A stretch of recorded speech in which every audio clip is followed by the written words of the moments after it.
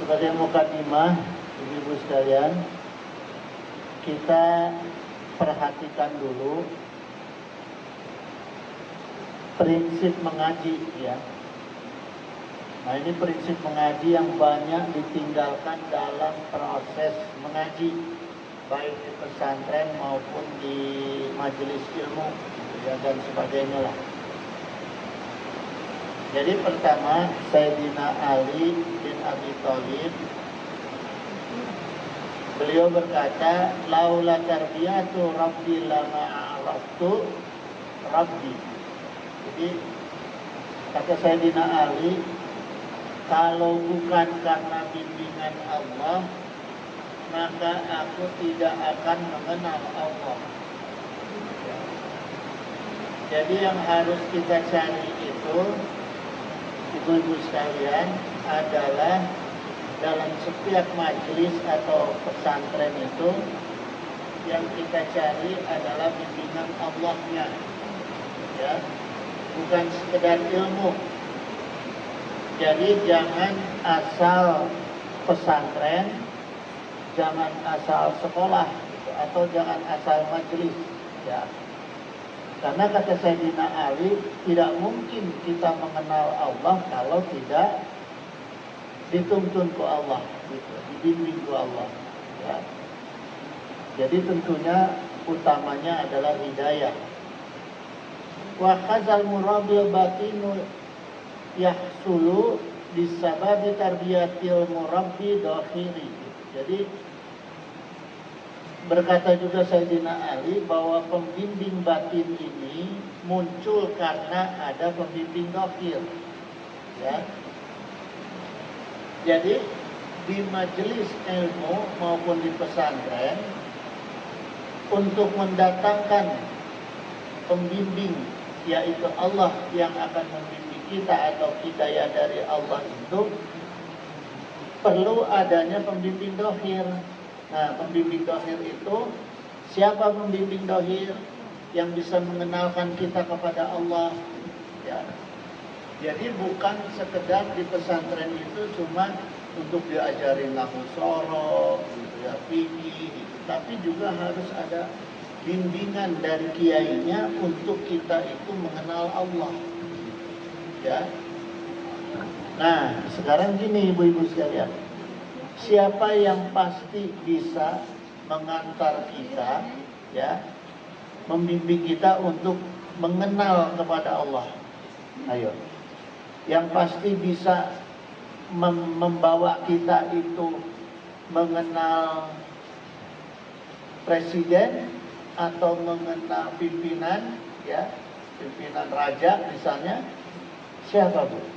Yang pasti ini, yang pasti bisa mengajak kita atau mengenalkan kita dengan raja atau presiden. Yang pasti siapa coba? Orang dekatnya. Ahli warisnya. Ya. Nah, sekarang siapa yang bisa mengenalkan kita kepada Allah? Innal ulama warasatul anbiya. Kalau Rasulullah udah pasti, cuma kan persoalannya kan Rasulullah sekarang sudah tidak ada. Jadi yang bisa mengenalkan kita dengan Allah itu, ya, yang disampaikan oleh Rasulullah adalah innal ulama'u warasatul anbiya. Innal anbiya'a lam yuwarisu dinaron wala dirhaman. Ulama yang seperti apa? Ulama yang kata Nabi ini, sungguh para nabi itu tidak mewariskan dinar dan dirham, ya. Jadi Rasulullah tidak mewariskan fulus, tidak mewariskan artos, gitu. Maknanya apa? Haram agama itu dijadiin duit. Haram agama itu dijual, ya. Karena ada perintah Allah. Dalam Al-Baqarah ayat 41, wala tastaru bi ayati samanan qalila wa iyaya fattaqun. Allah jelas sendiri mengatakan, ya, berfirman, jangan kamu jual ayat-ayat aku. Tegas nggak Allah? Tegas, ya. Apalagi dengan harga yang sedikit. cuma sekedar cari makan, cari biaya sekolah, menjual ayat Allah, nggak boleh. Ya, nggak boleh gitu. Nah, jadi begini Bu, maka Allah itu dalam kalimat selanjutnya, ya, wa iyaya fattaqun. Allah sampaikan bahwa hanya kepada aku aja kalian itu bertakwa gitu. Jadi maknanya gini Bu, telaahnya nih ya, agama itu kan konsentrasi Allah.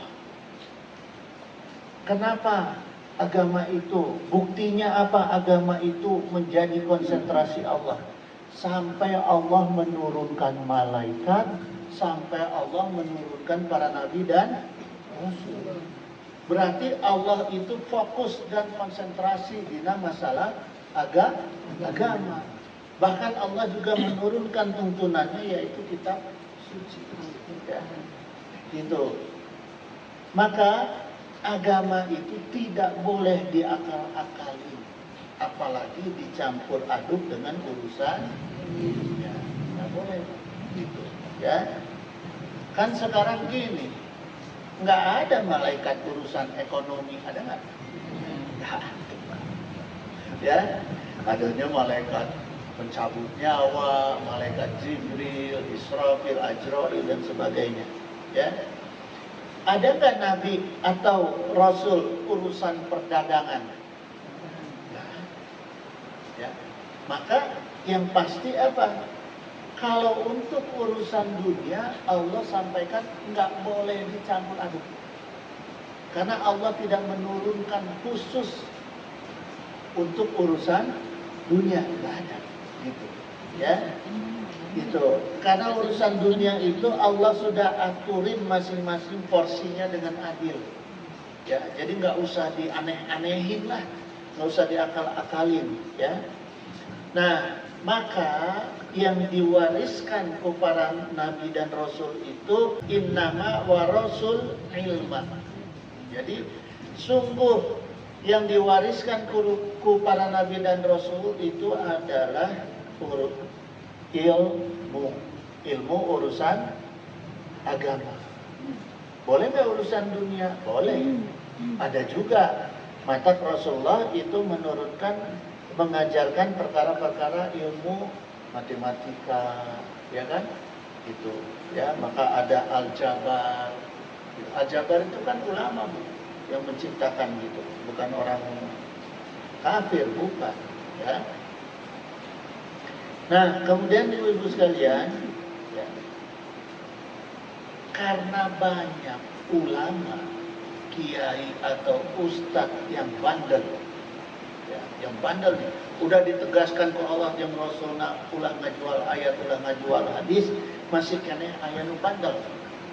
Ya, buktinya sampai sekarang kan kita tahu ya, masih banyak para ulama, kiai atau ustadz yang nakal, masih menjual hadis dan menjual ayat.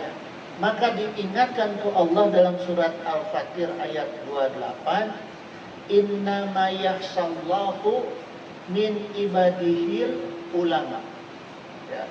Jadi sungguh di antara hamba-hamba Allah yang takut kepada Allah itu hanya para ulama.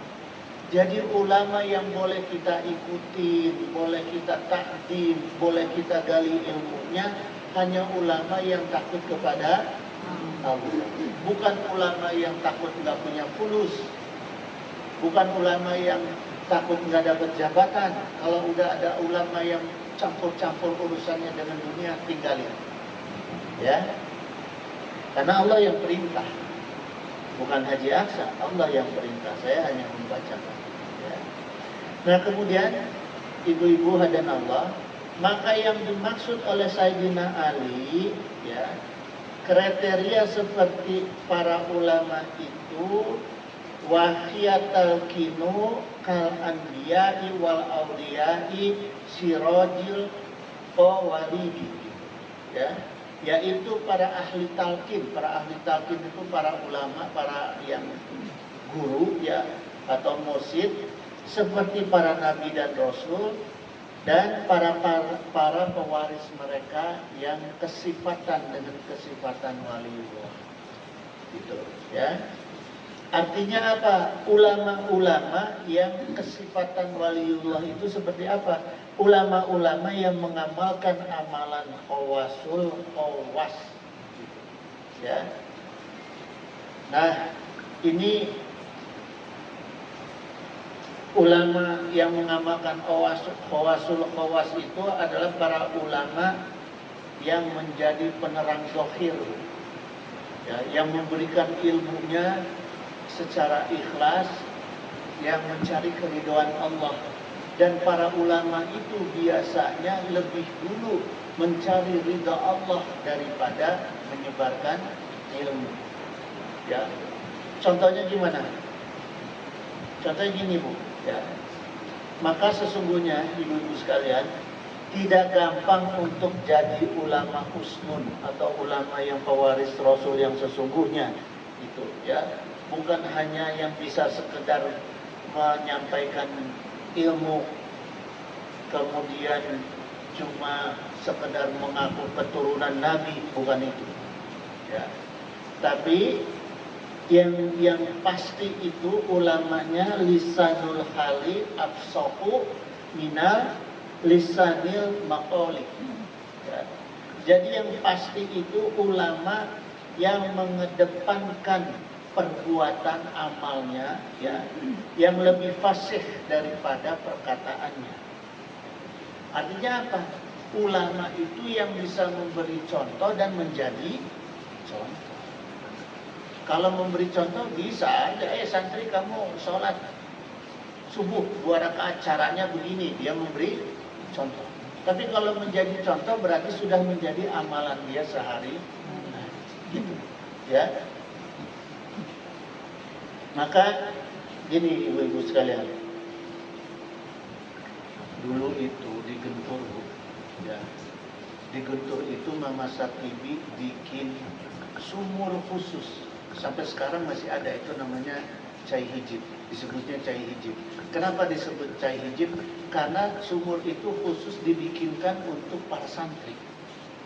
Ku beliau teh dibacakan hijib nasar, hijib nariyah, ya, salawat nariyah yang dijadikan hijib, amalan hijib ku beliau. Ya. Kemudian dibacakannya itu seharinya itu 4.444. Kemudian dipuasakan selama 40 hari. Nah, jadi beliau itu memang benar-benar tekad, Bu, untuk menjadikan santrinya itu benar-benar orang yang berguna, bermanfaat untuk agama dan umat. Ya. Ada nggak sekarang kiai yang seperti itu? Ada. Udah begitu, saya aja dulu pesantren di Picung, sebulan kan ditarik 500 rupiah. Kanggo iuran listrik. Tapi makan juga suka dikasih, tiap Jumat dikasih makan. Yang pasti itu.